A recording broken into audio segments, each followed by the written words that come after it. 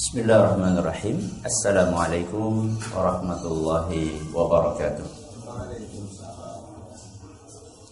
Alhamdulillahi rabbil alamin. Wabihi nasta'inu ala umuri dunya waddin. Wa sallallahu ala nabiyyina Muhammadin wa ala alihi wa sahbihi ajma'in. Amma ba'd. Kita panjatkan puja dan syukur kehadirat Allah Subhanahu wa taala.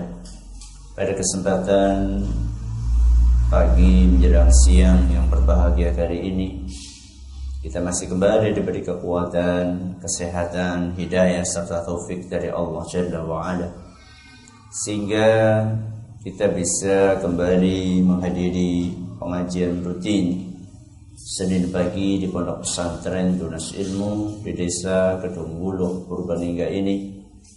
Kita berharap semoga Allah Subhanahu wa taala berkenan untuk melimpahkan kepada kita semuanya ilmu yang bermanfaat, sehingga bisa kita amalkan sebagai bekal untuk menghadap kepada Allah Jalla wa Ala. Amin.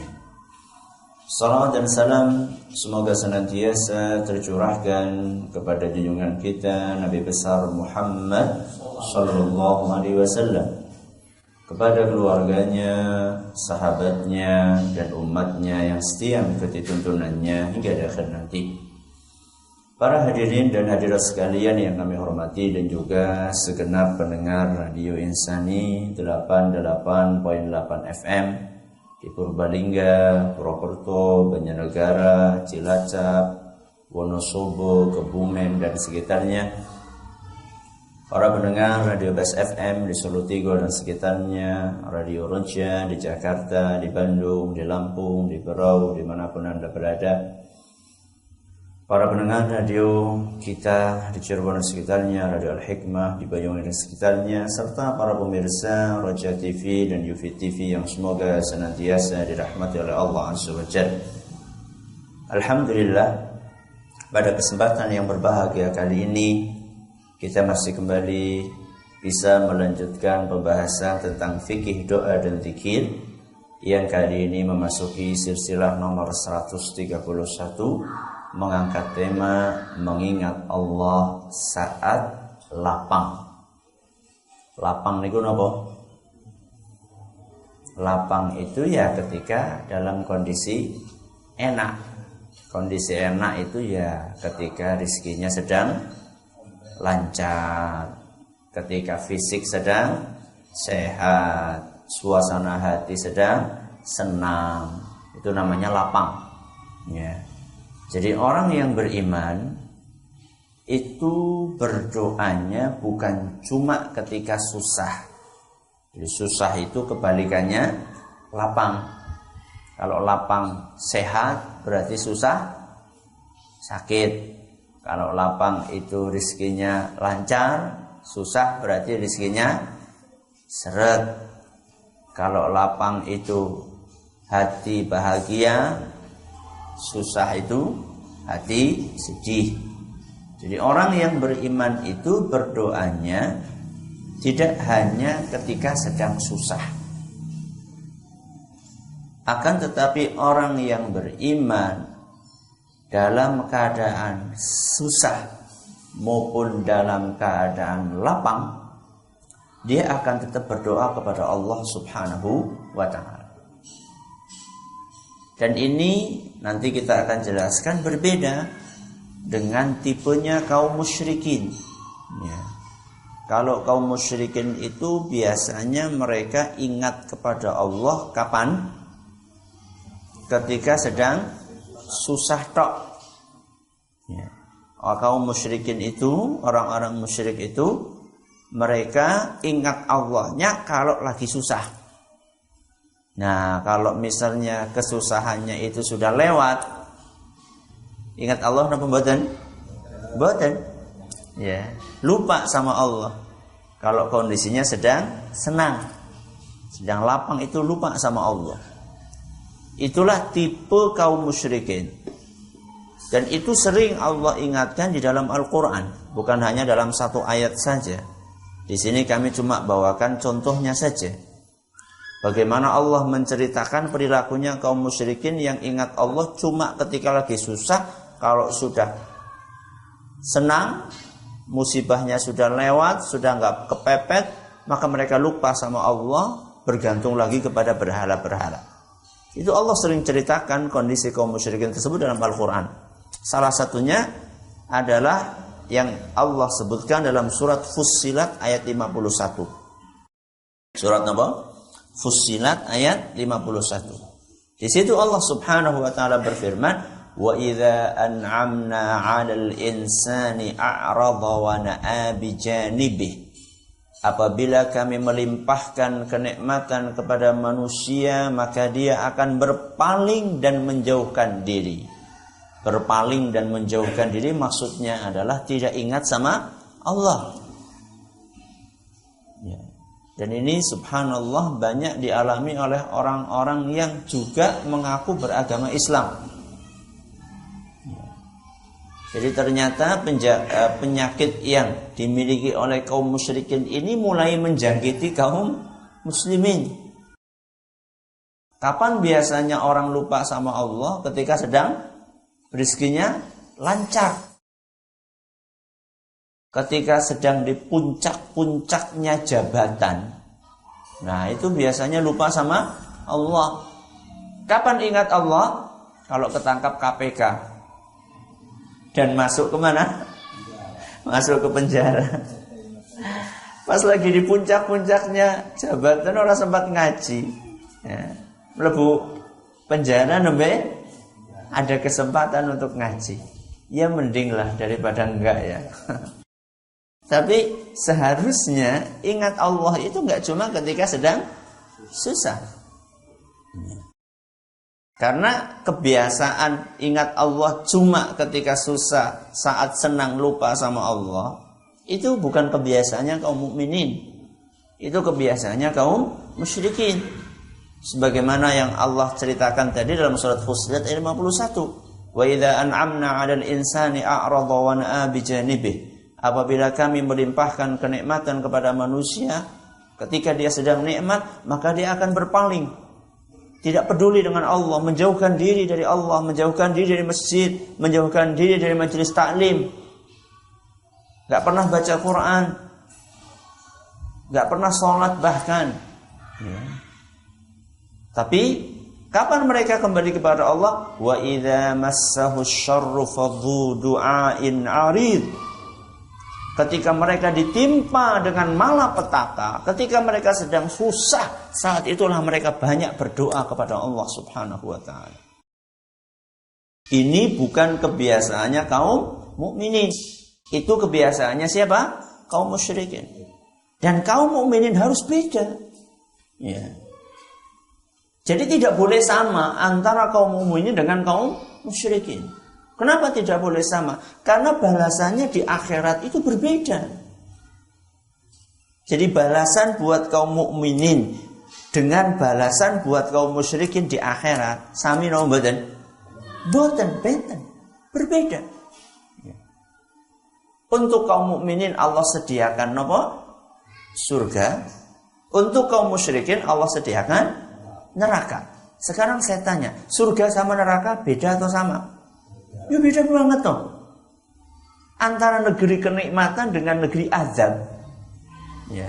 Antara tempat yang isinya segala jenis yang enak-enak dengan tempat yang isinya segala jenis yang tidak enak-enak. Itu jelas berbeda. Ya. Karena balasannya berbeda, maka perilakunya pun harus berbeda. Ada sebagian orang pengen menyamaratakan antara kaum mukminin dengan kaum musyrikin. Gak bisa. Memang kita harus berbeda. Antara yang hak dengan yang batil itu harus berbeda. Antara yang benar dengan yang salah itu harus berbeda. Gak boleh disamaratakan. Apa perbedaannya antara kaum mukminin dengan kaum musyrikin? Salah satunya ini. Ya. Yang sedang kita bahas pada saat ini. Kalau kaum musyrikin mereka ingat Allah cuma ketika susah. Kalau kaum mukminin tidak boleh seperti itu. Harus berbeda kaum mukminin. Kaum mukminin itu ingat Allah dalam segala kondisi. Kaum mukminin ingat Allah dalam segala kondisi. Dalam keadaan senang ingat Allah, dalam keadaan susah juga ingat Allah Subhanahu wa ta'ala.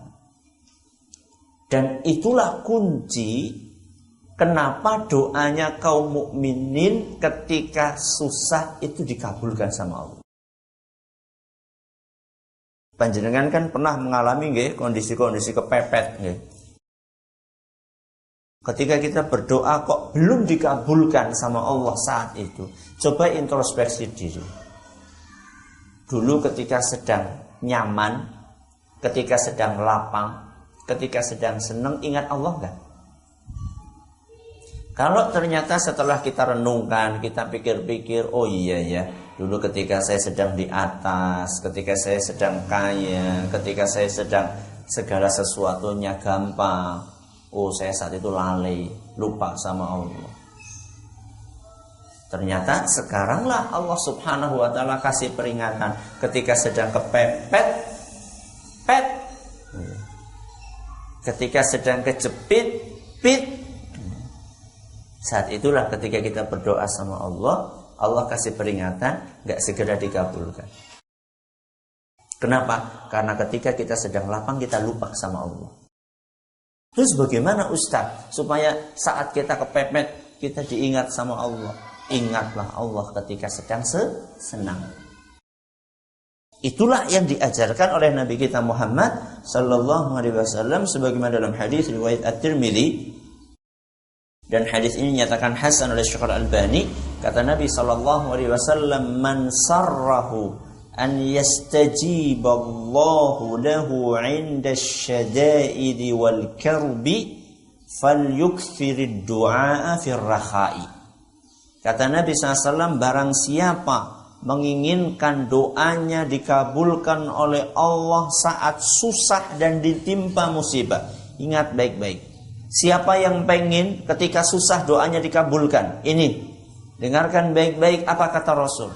Siapa yang ingin ketika kondisi susah doanya dikabulkan, kata Nabi, falyuktsirid du'a fir rakha'i. Hendaklah dia memperbanyak doa ketika kondisinya sedang lapang. Ketika kondisinya sedang bahagia.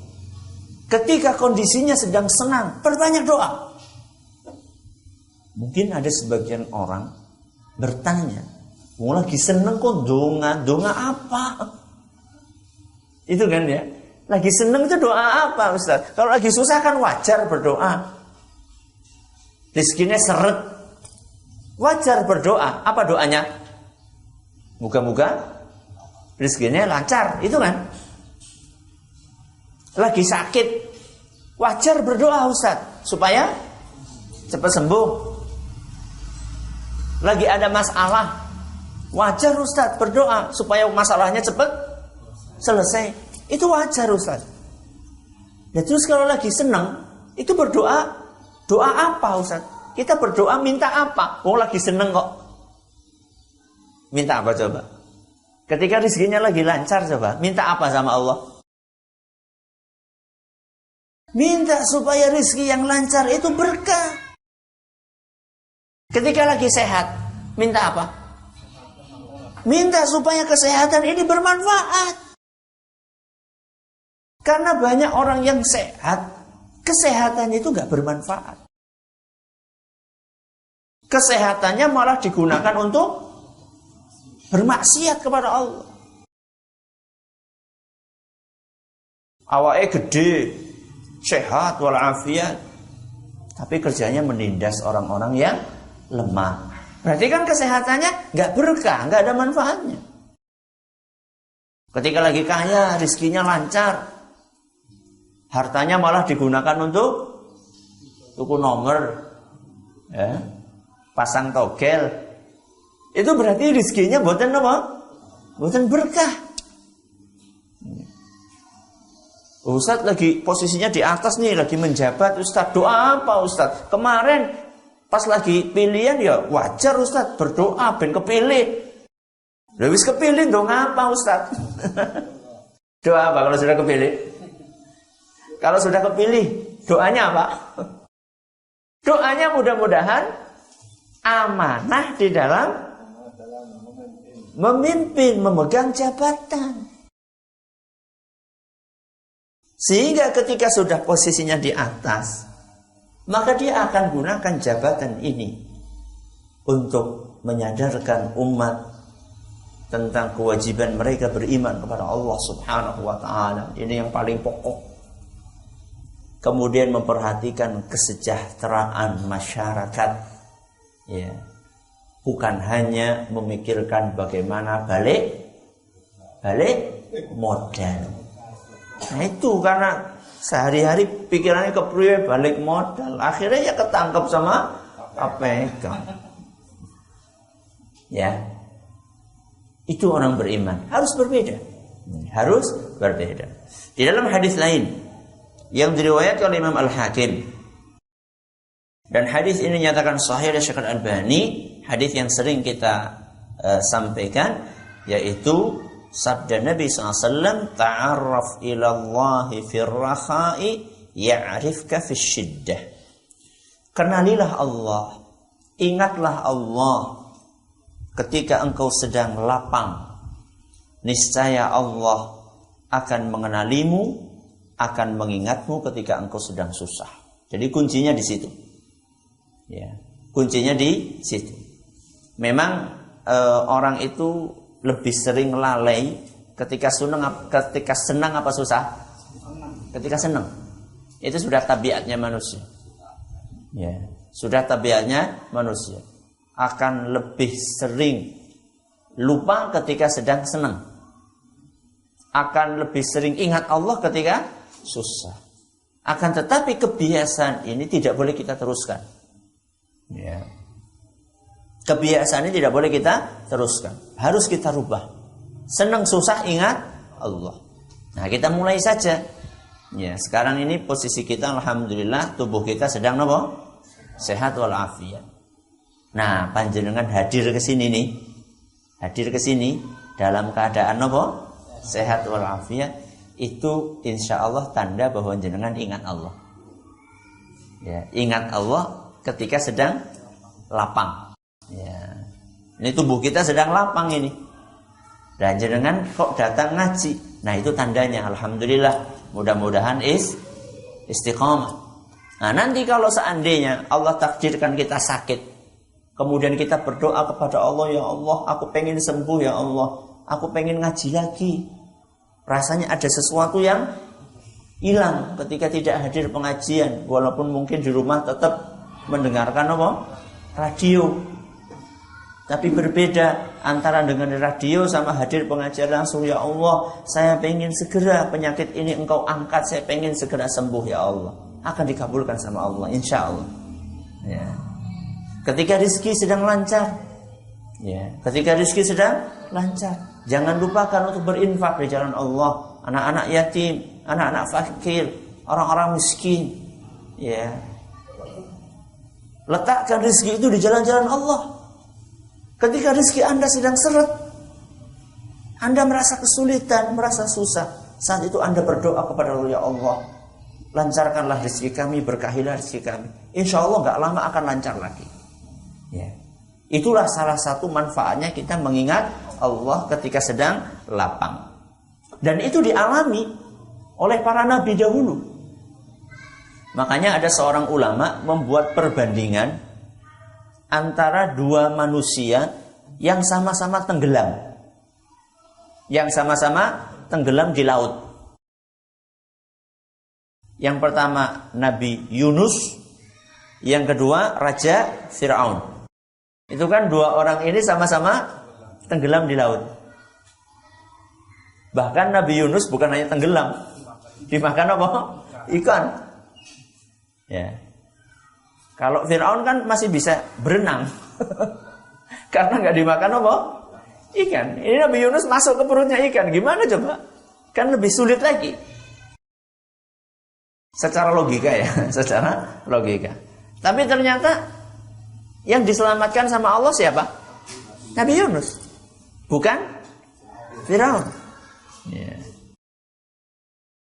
Padahal Firaun punya bala tentara. Ya. Kalau secara teknologi, ya, secara peralatan perang itu lebih lengkap peralatan perangnya Firaun. Ya, secara pasukan lebih banyak pasukannya Firaun. Nabi Yunus nabi biasa. Nabi biasa itu maksudnya adalah bukan seperti Nabi Sulaiman yang punya nopo, punya kerajaan tentara besar. Ya, itu maksud nabi biasa. Ya. Nah, ternyata yang diselamatkan sama Allah, yang dikabulkan doanya ternyata adalah Nabi Yunus, bukan Fir'aun. Kenapa bisa demikian? Jawabannya tadi yang kita sampaikan. Karena Nabi Yunus ketika sedang lapang ingat sama Allah. Sedangkan Fir'aun ketika sedang lapang bukan ingat tapi ingkar. Ya. Saya ulangi. Nabi Yunus ketika sedang lapang nopo? Ingat kepada Allah. Fir'aun ketika sedang lapang ingkar kepada Allah. Sehingga ketika keduanya dalam keadaan susah. Nabi Yunus ketika masuk ke perut ikan paus susah napa mboten? Susah. Ya. Wa nada fi dzulumat. Ya, disebutkan dalam semua ayat. Nabi Yunus itu berdoa di dalam kegelapan, di atas kegelapan. Peteng napa? Peteng dedet. Gimana enggak peteng dedet? Masuk ke perut ikan. Perut ikan kan enggak ada ventilasinya. Napa perut ikan wonten lampune? Kan enggak ada. Masuk ke perut ikan. Setelah itu kejadian itu di malam hari. Lalu ikannya itu berenang ke dasar lautan. Makanya Allah di dalam ayat tadi mengatakan zulumat, peteng dedet. Akan tetapi karena Nabi Yunus ingat Allah Subhanahu wa taala ketika sedang senangnya, maka Allah kabulkan. Allah ceritakan dalam Al-Qur'an surat As-Saffat ayat 143 sampai 144. Allah berfirman, "Falaula annahu kana minal musabbihin." Seandainya dia di sini maksudnya sinten? Nabi Yunus. Seandainya dia tidak termasuk orang yang banyak berzikir kepada Allah. Maksudnya ketika sedang senang, ketika sedang lapang. Andaikan dahulu Nabi Yunus tidak rajin zikir, lalabitha fi batnihi ila yaumi yub'atsun. Niscaya Nabi Yunus akan tetap berada di perut ikan itu sampai hari kiamat. Allahu Akbar. Jadi nggak tanggung-tanggung itu. Allah mengingatkan Nabi Yunus ini nggak tanggung-tanggung. Ya. Kalau seandainya Nabi Yunus dulunya ketika lagi susah, ketika lagi senang, itu jarang zikir, itu akan dihukum sama Allah Subhanahu wa taala berada di perut ikan paus sampai hari kiamat. Wah Allah, hari kiamat itu pinten tahun nih, bayangkan. Makanya hati-hati. Kita kadang-kadang sakit gak sembuh-sembuh. Ya, itu bisa jadi karena ketika lagi senang dahulu kita lupa sama Allah Subhanahu wa taala. Ya. Makanya perbanyaklah mengingat Allah. Nah, Fir'aun beda. Ya, Fir'aun beda. Ketika dia tenggelam, dia baru ingat Allah. Jadi ingat Allahnya kapan? Ketika sedang tenggelam, ketika sedang duduk di atas singgasananya, ingat Allah betul? Enggak. Ya tadi yang saya katakan. Pas lagi menjabat nggak ingat Allah, pas lagi masuk penjara baru ingat Allah. Ya. Tapi ya mending lah daripada orang. Ya. Tapi alangkah baiknya kalau ingat Allah sejak sedang menjabat. Ya. Jadi ketika Fir'aun itu tenggelam, dia baru mengatakan aku beriman. Jadi kemarin-kemarin ketika masih sehat-sehat diajak sama Nabi Musa untuk beriman, gak mau. Ketika sedang menjabat, ketika sedang sehat walafiat, ketika sedang senang, ketika sedang memiliki banyak pasukan, itu diajak sama Nabi Musa dan juga Nabi Harun untuk beriman kepada Allah, nggak mau. Nah, kapan dia mau beriman? Ketika sudah tenggelam. Ketika sudah masuk ke mana? Ke laut, terus blukuduk ya. Sudah gelagapan, baru kemudian dia katakan, aku beriman. Aku mau ingat Allah. Lalu dijawab sama Allah. Apa jawabannya Allah? Al-ana, nebesiki. Al-ana, baru sekarang. Demian mengendip baik. Kemarin kamu kemana saja? Baru sekarang kamu beriman. Ya. Maksudnya sudah telat. Ya. Sudah telat. Kenapa sudah telat coba? Karena nyawanya sudah di kerongkongan. Ya, itu sudah telat. Andaikan ya, Fir'aun itu mengatakan berimannya itu ketika belum tenggelam. Ya. Ketika masih di pinggir laut dia beriman, bisa saja diterima sama Allah Subhanahu wa taala karena belum telat. Ya. Jadi sebenarnya pejabat yang masuk penjara kemudian tobat ya selama belum mati ya urung telat. Daripada sudah masuk penjara nggak tobat kan kebangetan banget kan. Ya. Maka Allah katakan al-ana, baru sekarang kamu beriman, waqad asaita qablu, dahulu kamu berbuat durhaka terus, wa kunta minal mufsidin, dan engkau selalu membuat kerusakan di muka bumi. Al-Quran surat Yunus ayat 91. Dan menarik subhanallah, Allah ceritakan kisahnya kisahnya Raja Fir'aun di surat, namanya surat apa? Yunus. Ya, wallahu a'lam. Ya. Maka tadi yang disampaikan oleh ulama kita, perbandingan antara Nabi Yunus dengan Raja Fir'aun itu bisa memberikan gambaran kepada kita bahwa ingatnya kita kepada Allah ketika sedang senang itu sangat berpengaruh, sangat ngefek terhadap nasib kita ketika kita sedang susah. Mudah-mudahan bermanfaat buat kita semuanya. Silakan kalau ada yang mau bertanya bisa disampaikan. Ya, terima kasih Ustaz atas penyampaian materi di kesempatan pagi yang berbahagia ini berkenaan dengan silsilah fikih doa dan dzikir nomor 131, mengingat Allah saat lapang. Baik Ustaz, kita langsung saja bacakan pertanyaan yang sudah masuk di redaksi Radio Insani. Yang pertama akan kami bacakan.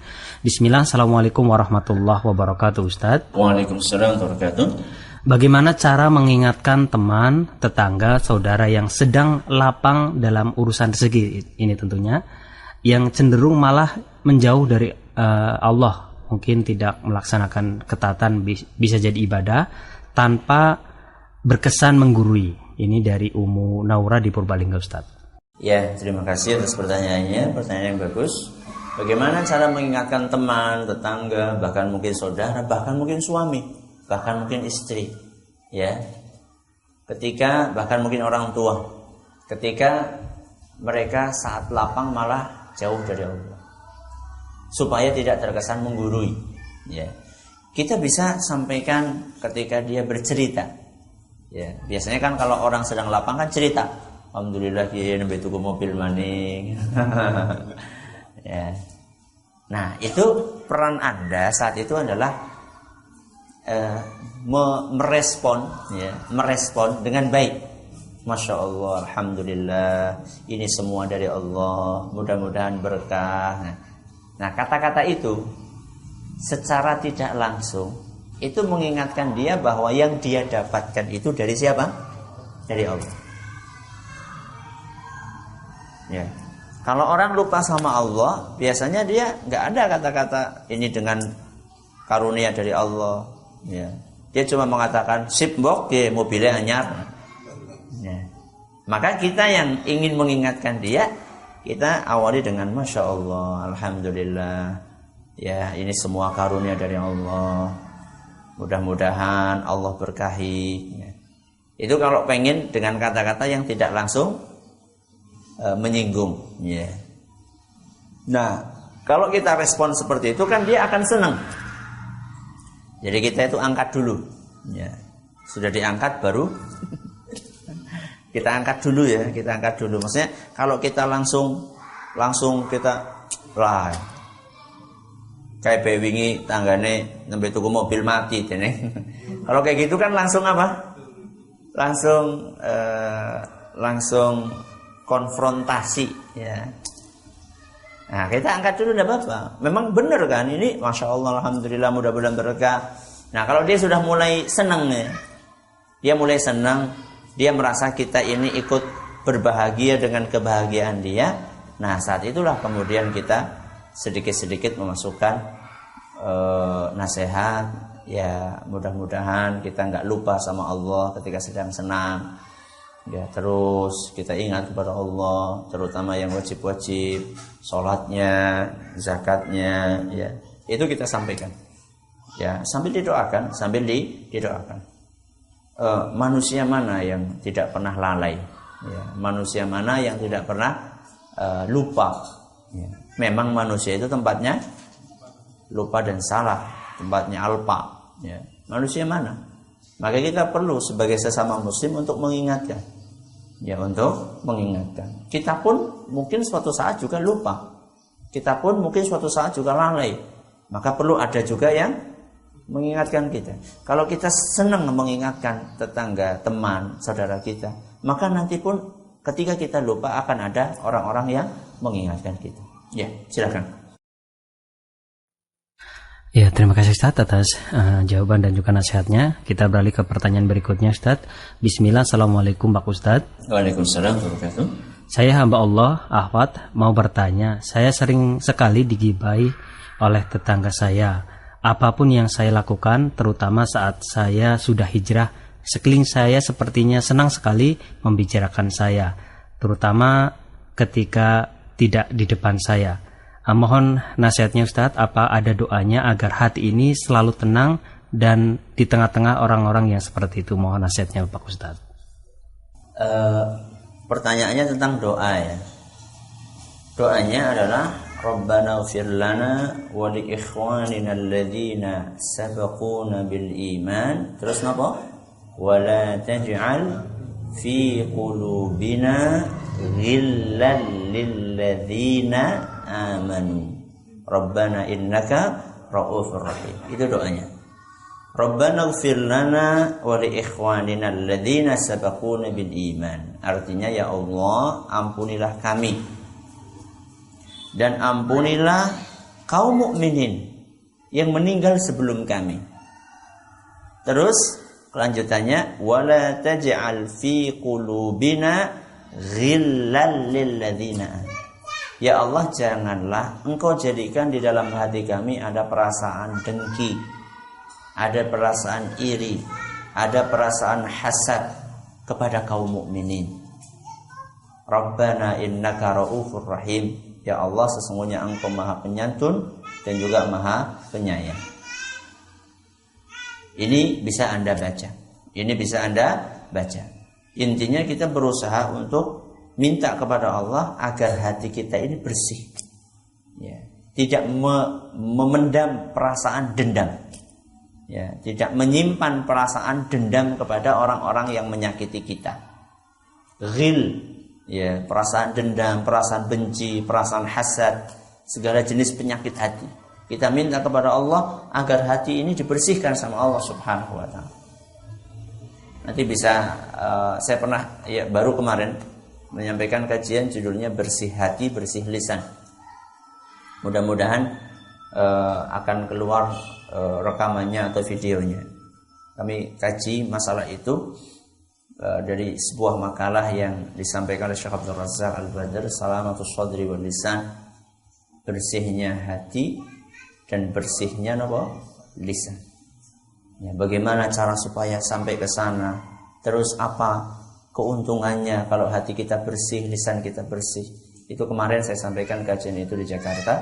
Nanti mungkin mudah-mudahan bisa didapatkan rekamannya di internet, mudah-mudahan. Jadi itu doanya. Itu salah satu doanya. Lah terus bagaimana sikap kita? Sikap kita, kata para ulama, menghadapi orang yang hasad, orang yang sering menyakiti kita, sikap yang terbaik, yang terideal itu adalah membalas keburukan dengan kebaikan. Kenapa? Membalas keburukan dengan kebaikan.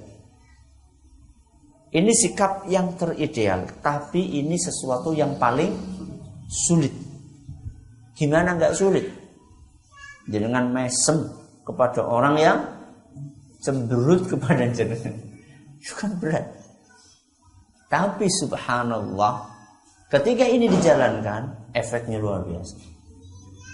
Allah yang memerintahkan kita akan membalas keburukan dengan kebaikan. Idfa billati hiya ahsanus sayyi'ah.